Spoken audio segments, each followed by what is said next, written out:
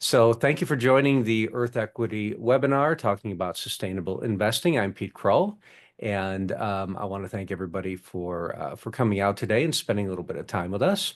So without further ado, I will share my screen.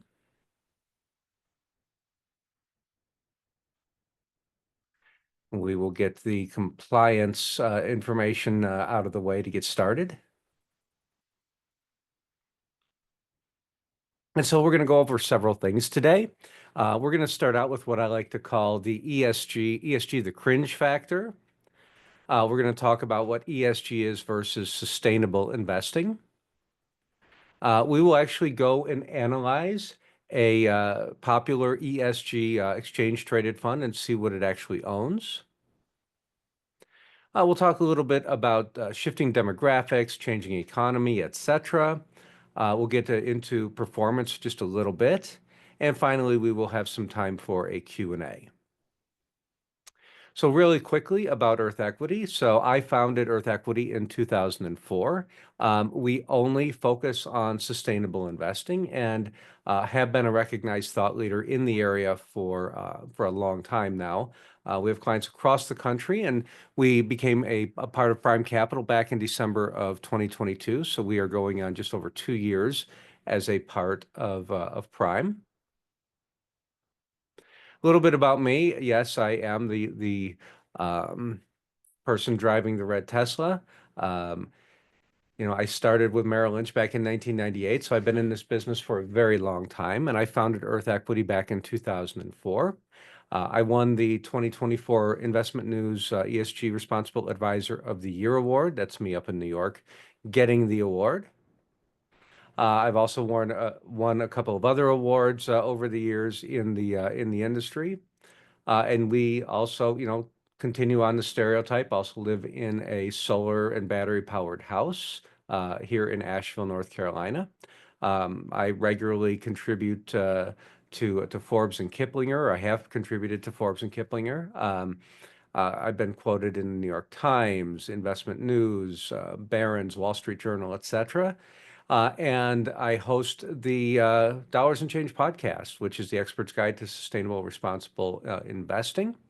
And here is just a picture of our premiere episode with my friend Ed Begley Jr., the environmentalist and an actor. And coming in October, my book, The Sustainable Investor, will be coming out. So I'm excited about that. I just finished my manuscript on that about a month ago. So I like to start out my webinars with this cartoon. Yes, the planet got destroyed, but for a beautiful moment in time, we created a lot of value for shareholders. And this idea has sort of been the paradigm for Wall Street for a really long time, that the environment didn't matter, that implications of your business practices didn't matter. And what we've been doing for over 20 years now, this will be our 21st year, is actually trying to turn that paradigm on its head to show that you can both do good from a societal perspective, from an environmental perspective, et cetera, and also at the same time do good financially. So let's talk a little bit about ESG. ESG has made the news a ton over the past several years. And this is a lot of the reaction oftentimes I'll get when I say the word ESG or use the phrase ESG. And there's a reason for that in many ways, because there's companies that do these things called ESG ratings. And ESG, of course, stands for environmental, social, and governance. And they'll rate a company based on that. So, to take Apple, for instance, Sustainalytics gives them a low risk rating. MSCI gives them an average risk rating. CSR Hub gives them a high rating. Ethos gives them an average rating. ESG Pulse gives them an average rating. Refinitiv gives them an excellent rating. And Your Stake gives them, looks like a bunch of green in their ratings. One thing to remember, and this is from an article in Bloomberg, where they said that there's virtually no connection between MSCI's Better World Marketing and its methodology. It's because the ratings don't measure a company's impact on the Earth. In fact, they measure the opposite. They measure the impact of the world on the company. And so that's the most important thing to remember when you're thinking about ESG, is that ESG is about risk. It's about risk on the company. It's the environmental risk on the company. It's the social risk on the company, and it's the governance risk on the company. Unfortunately, there are too many people out there, many of which happen to be in power or politicians or things like that, who think that ESG is actually the impact on the world when it's not. It's actually a due diligence tool. It's a way to gauge a company on what the potential risks are on them, and that's a good thing. So I'll give you an example here. So S&P, which is a ratings company, amongst other things, uh, they took and had when they looked at Utah's municipal bonds, said, we're concerned about environmental factors. And politicians, of course, were all up in arms because when you lower a rating on a bond, sometimes it makes it more expensive to finance things. And so they were all up in arms about this. But preceding this S&P rating was a report from Brigham Young University saying that there's issues going on at the Great Salt Lake, and that they needed to take some emergency measures so that way it didn't collapse because the lake has lost 73% of its water and 60% of its surface area going back to 1850. And at the time they were saying there is a potential that the lake was going to dry up. And when you look at the progression going back to the early 80s, watching the lake go up and down and up and down, there's definitely a trend seeing the water levels drop going this, and this ends in 2023. Now, that lake provides about $2.5 billion in direct economic activity to Utah and to the people out there, and a lot of that is tied to industry, et cetera.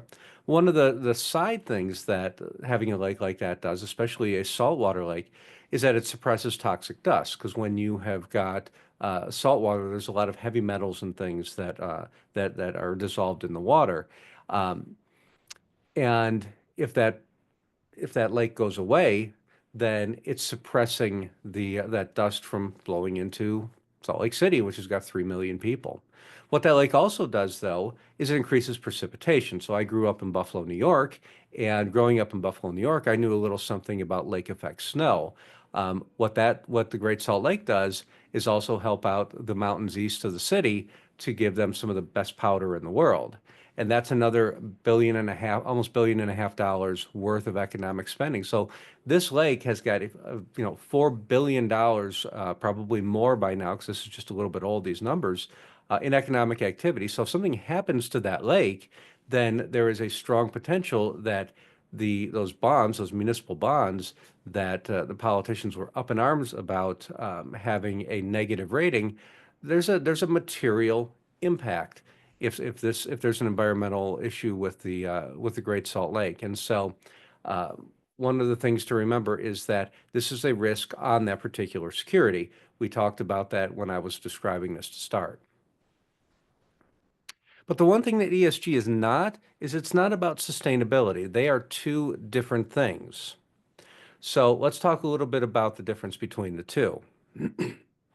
So this is from an article I wrote in Forbes back a couple of years ago, 2022. ESG is about making portfolios less bad. A sustainable portfolio is about intentionality. It's about including companies that are making a positive difference in the world. It's about buying solutions-based companies. And so what happens, there's a lot of companies out there that put together mutual funds or exchange-traded funds, and they'll take a generic index, the S&P 500, the Russell 1000, or something like that. And what they'll do is they will take and they will layer on top of that index those ESG metrics, those risk metrics, and they will make adjustments to the index based on those metrics. What that does is it makes a less risky portfolio from an environmental, social, and governance perspective, but it doesn't necessarily make one that is sustainable, one that is solutions based. And so to give you an example of the difference, so an ESG portfolio that reduces its exposure to ExxonMobil is less bad. It's one that has, again, layered those metrics on top of an index and reduced that exposure to ExxonMobil. A portfolio that eliminates it entirely is better. However, one that adds, say, First Solar in its stead is actually switching out with a company that is solutions based. It's sustainable. It's positive. It is actually making a positive difference. I like to use use Steve Jobs as a great example because Steve Jobs looked at business differently than most people do. And what he would say is that, our job is not to give customers what they want. Our job is to figure out what they're going to want. And at Earth Equity, that's something that we've been doing for a long time because sustainable investing isn't something that is necessarily what people know that they want because a lot of people haven't heard of it. He said, I think Henry Ford once said, if I asked customers what they wanted, they would have told me a faster horse because they didn't know the opportunity with automobiles. And so, for us, people don't necessarily know what they want until we show them. And that's why we do webinars like this to let people know, how important it is to talk about sustainable investing, to invest with your values. So to give you an example, let's take a look at Wayne Gretzky's philosophy. Of course, he says, skate to where the puck is going, not to where it's been. And that's the idea of sustainable investing. We're skating to and we're investing in where the economy is going, not investing in an index, which is what I like to call rear view mirror investing. It's investing in where the economy was, not necessarily where it's going. And so when we're putting together our individual stock portfolio called the Green Sage Sustainability Portfolio, one of the things that we like to do is have themes or have particular areas that we want to make sure are included in the portfolio. And of course, clean energy is what I would call the low-hanging fruit. Of course, we have to invest in generating cleaner energy, but we also have to invest in energy efficiency. We have to understand that the best kilowatt is the kilowatt that is never used. When I first started this particular portfolio back in 2012, there were no battery companies that we could buy at the time. And now, as I'm putting together the portfolio, as I'm rebalancing it and reallocating it, there are enough battery companies out there that we actually have to take the time to figure out which one or which ones we're going to use. So the market and the opportunities continue to expand for us. Water is going to be one of the, if not the most important commodity going into the future. And so we don't necessarily want to focus on privatizing water, but we want to make water use more efficient. We want to be able to use as much water in as safe a way as possible and distribute it in a way that's also, extremely efficient. Green transportation is another low-hanging fruit, if you will. Infrastructure. This is one that we don't normally talk about, but I live in Asheville, North Carolina, and just about 6 months ago, Hurricane Helene came through and left just a tremendous amount of devastation. Part of the problem is that the city wasn't necessarily prepared to have a hurricane come through because it doesn't happen very often, but because of climate change and what I'm now calling the changed climate, we weren't ready for it. We hadn't developed the infrastructure to be resilient. And now, as we plan for a post-Helene world here in Asheville, we need to figure out how to be more adaptive, how to be more resilient in a changed climate world. Natural and organic products and services. Sustainable real estate. Real estate typically is about a third of our emissions. And so how do we reduce that and how do we invest in real estate that is either building new buildings that are more efficient or retrofitting older buildings to make them more efficient? Information technology is always going to be an important part of sustainable investing from the perspective that it helps make things more efficient, helps with innovation, and that's an area that we really pay close attention to. Green finance, insurance, community investments. Insurance has been a huge issue, focused on, again, here in Asheville, but also the fires in Los Angeles. And we're also seeing it in areas like Florida as well, where insurance is becoming a harder and harder thing to get for people who are living on the coast or living in high-risk areas. And so, we've been investing in insurers who have been taking climate change into account when they do their underwriting processes. And so that's a really important part of a changed climate future is how do we ensure a world where you have got more and more risks?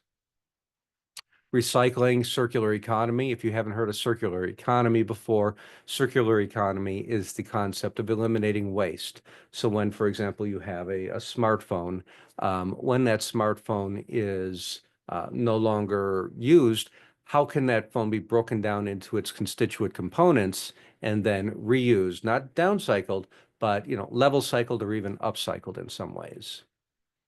Talked about real estate before, but what is the technology and, what are the companies that actually will make buildings more efficient? And cutting edge biotechnology. That's something that we really look at as, and I'm not talking about big pharma, but I'm talking about, the cutting edge biotechnology, everything from, say, CRISPR-Cas9, which is gene editing, to mRNA and vaccines and things like that. Because the reality is that a healthier society is going to be a more sustainable society. And so when we look at green sage, for example, you might think that it's not going to be diversified because it's focused on sustainability, but it has pretty much every single sector from the S&P 500 except for one, and that's the fossil fuel sector. And we do not want to be investors in the sector that is actually, the main cause of our existential crisis at this point.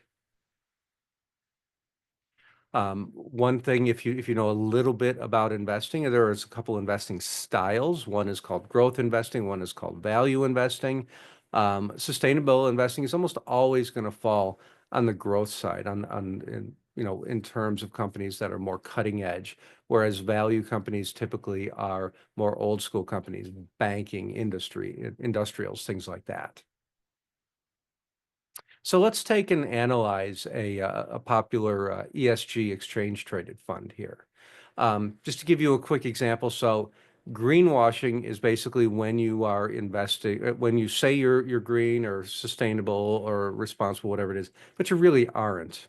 Um, the list that just flashed by you right there is a list of all of the different mutual funds and exchange traded funds that say that they are green or sustainable or low carbon or whatever the name is, well over 500 of them. And so, how do you pick what fund to invest in when you don't know how to invest sustainably because you're afraid of greenwashing? So let's take a look at this particular fund from iShares. So it is the largest fund in the U.S., about $13.5 billion in assets. It's been around since 2016, so really only about 9 years or so. It's the second largest, has been around since the late 90s. So that tells you how fast that BlackRock has used their marketing machine to really build this fund up. And it gets a 4 globe rating from Morningstar, and it gets a AA rating. This is terms of ESG from MSCI. So it gets good numbers if you want to trust these.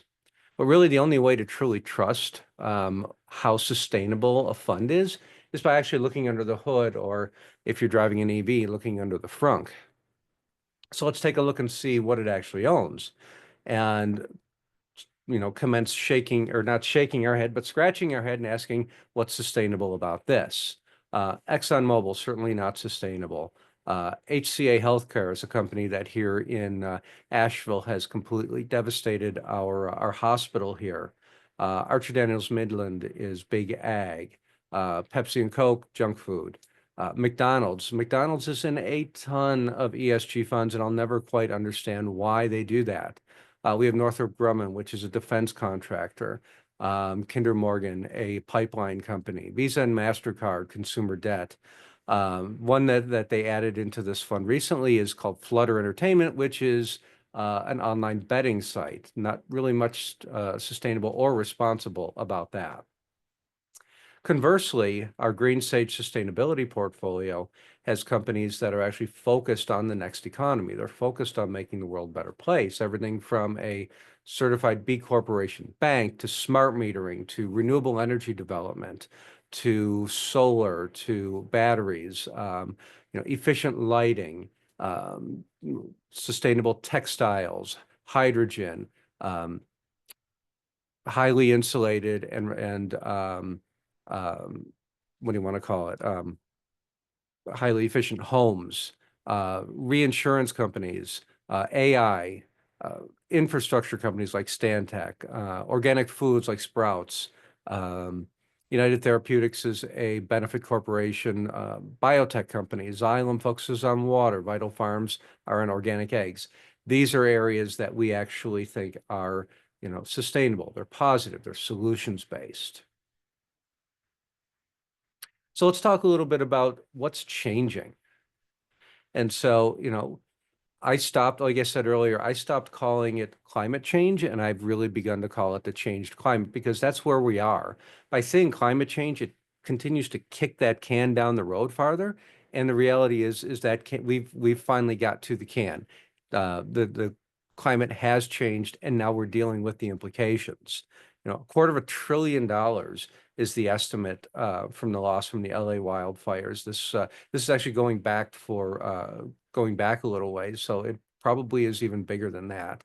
The fires will exceed the cost of Hurricane Helene and the entire 2020 wildfire season. Tremendous amounts of losses. And we also talked about insurance. Think about that. Climate change made Hurricane Helene and other 2024 disasters more damaging, scientists find. The photos on the left are pictures I took here in Asheville during the flooding. So let's just take a look. Hurricanes as intense as Hurricane Helene are today 2.5 more times more likely. The occurrence is crazy. Hurricane Helene's wind speeds were about 11% more intense due to climate change. Rainfall was increased by 10%. And instead of being a once in 115-year event, it's now a once in 70-year event. And of course, the high temperatures, in ocean waters, 200 to 500 times more likely because of climate change. It's happening. And so because of that, SRI, when I started in this business, was called socially responsible investing. And then it sort of evolved into sustainable and responsible investing. And really where we are going to be taking it going forward is into what we call sustainable, resilient, and innovation investing. Sustainable because obviously we need to transition our economy to an economy that not takes from future generations, but also enables them to thrive the way we've thrived. And so that's how we look at sustainable. Resilient because the changed climate is here. So how do we invest to be more resilient, be more adaptive to the realities of a changed climate world?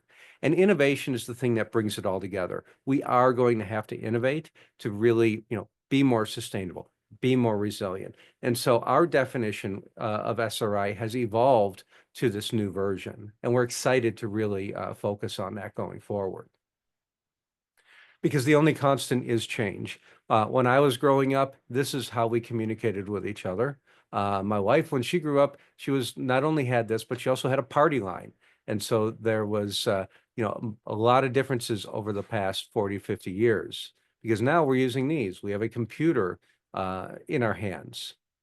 Um, you know, Back in the day, people thought that bloodletting would actually help you from a health perspective. And now we have MRI machines, we have cancer therapies that we could only have dreamed of even just 10 years ago. And so that is change, that is constant, that is not stopping. But yet we still continue to dig rocks out of the ground, to dig gas out of the ground, light it on fire to power our lives. And we continue to burn fossil fuels to continue to transport us from place to place, instead of using cleaner options, which are readily available. The technology is there. The change is the problem. Excuse me. The reality is that most Americans recognize that global warming actually is happening. This is from the Yale Climate Communications Program. And if you listen to the media, you would think that the dark green was much lower, like in the 50% range. But this is actually, I think, 74%. Americans think it's actually happening. And so, be careful of what you're listening to. Consumer Reports commissioned a report that said climate change could cost each American born today $500,000 more than it's costing us. And that is from a wide range of issues, everything from food costs to insurance costs to housing costs, potential taxation, because we have to pay for some of the damages that are on our way. Morgan Stanley does a great job of assessing sort of what the attitude is towards sustainable investing, and they've been doing this for several years now. Once again, despite what you might read in the media or hear on the news, 84% of U.S. investors are interested in sustainable investing. They're either very or somewhat interested, which again goes against everything that we continue to hear in the news. Millennials being the largest generation, excuse me, with my generation, Gen X being second, Gen Z, and then followed up by baby boomers. But, even baby boomers at 70% is a large portion of folks across the country. So there's definitely demand for sustainable investing out there. In terms of changing economy, we hit peak gas-powered vehicle sales in 2017, according to Bloomberg. You're going to continue to see electrics and plug-in hybrids continue to grow as we go forward. US EV chargers are going to pass gas stations it'll be 7 years now. This came out last year. And so you can see those continuing to grow. And when you look at the map, they're pretty much everywhere except for parts of the upper west there, the northern west there. And the reality is that every major automobile manufacturer is planning to transition their fleets to EVs. Some have slowed down some because the reality is that it's been hard to create scale with a lot of these, but none of them are backing down completely. They just maybe have slowed down some, but it's going to continue to move forward. Even a company like Exxon bought a lithium mine in Arkansas because they see the writing on the wall. 2023, clean energy investment hit 1.8, and I haven't had a chance to put it into this presentation yet, but in 2024, that number moved to $2.1 trillion in energy transition investment, and that's only going to continue to grow. One really interesting thing is, so in 2024, 96% of all new power plants in the U.S., and that is either we're clean energy, batteries, solar, or wind. 96% went into those three areas. The rest either went into natural gas and a very, very tiny little bit into nuclear. So, we're continuing to see the investment in a clean energy economy. And, according to S&P Global Market Intelligence, that's only going to continue to grow. And when we look at other industries, for example, steel manufacturing, steel is starting to move away from higher emission ways of heating up steel to more lower emission ways, which are typically electric.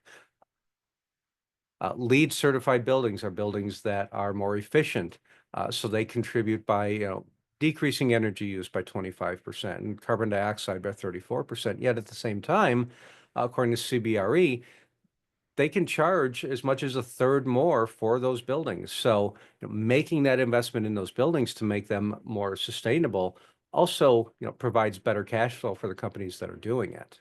And organic food sales continue to grow. This just goes through 2021, but going back for the 15 years or so prior to that, organic food sales quintupled. And so again, we're going to continue to see that trend going forward.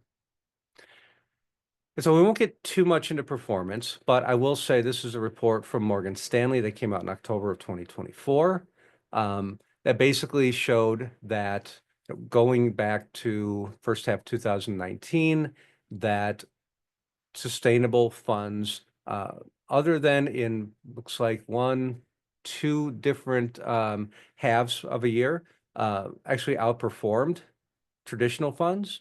When you go back to December 2018, the green or sustainable, blue or traditional funds, maintaining investment over that time, you actually did a little bit better. It's not a lot better, but I think over time there is a potential that because you're investing in the new economy, who knows what might happen.